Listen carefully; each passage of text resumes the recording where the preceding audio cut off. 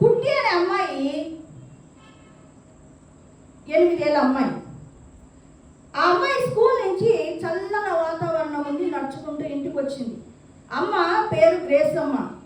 ఆమె వస్తేనే వేడి వేడి పాలు కుట్టికి అందించింది.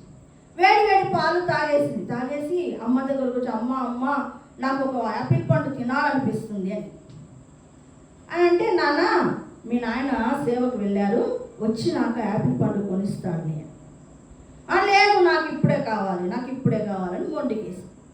అప్పుడు గ్రేస్ అమ్మ ఏమనిందంటే, వెళ్ళు నాన్న, ఆడ రూమ్లోకి వెళ్ళి యేసయ్యకు ప్రార్థన చెయ్యి, యేసయ్య నీకు యాపిల్ పండు ఇస్తాడు అంటే, ఆ పాప ఆ మాటలను విశ్వాసంతో అంగీకరించి రూమ్లోకి వెళ్ళి ప్రార్థన చేసింది. యేసయ్య నాకు ఒక యాపిల్ పండు కావాలా అని అంది.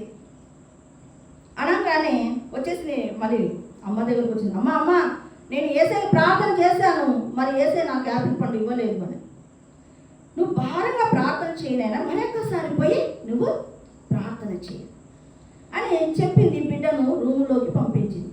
చిన్న బిడ్డ మోకాళ్ళుండి యేసయ్య వైపు 2 చేతులు చాపి, యేసయ్య నాకు యాపిల్ పండు కావాలి, నాకు తినాలనిపిస్తుంది ప్రార్థన చేస్తుంది. ఆ యొక్క తలుపు ప్రక్కన తల్లి కన్నీళ్లు పెట్టుకొని యేసయ్య వైపు చూస్తూ ప్రార్థన చేస్తుంది. ఏమని ప్రార్థన చేస్తుందంటే, దేవా, నేను ఇంతకు ముందైతే ఉద్యోగం చేస్తుంటిని, నా బిడ్డకు కావాల్సినటువంటి నేను కొనిచ్చేటటువంటి శక్తి నాకు ఉండింది. నీవు పేరు పెట్టి పిలిచి నన్ను సేవకు పిలిచావు. నేను నా భర్త కలిసి సేవ చేస్తున్నాం.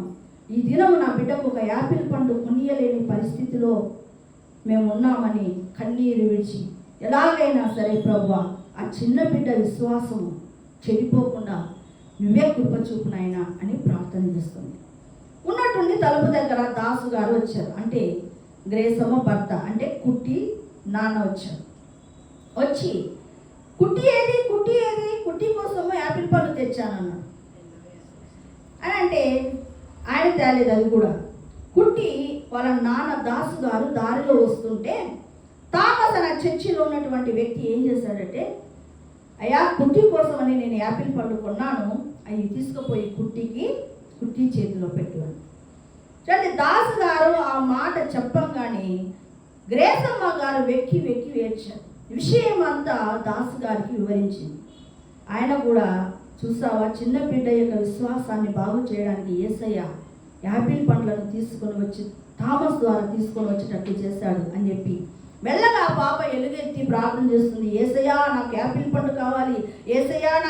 పండు కావాలి అంటుండగానే దాసు గారు అలా నాన్న తీసుకొచ్చి యాపిల్ పండ్లను తీసుకొని పక్కన పెట్టి వెళ్ళిపోయాడు. కొద్దిసేపు ప్రార్థన చేసిన తర్వాత కుట్టి పక్కన చూసింది. ఏం కనపడ్డాయి? యాపిల్ పండ్లు. 1 కాదు, 2 కాదు, 3 కాదు, 6 యాపిల్ పండ్లు కనపడ్డాయి.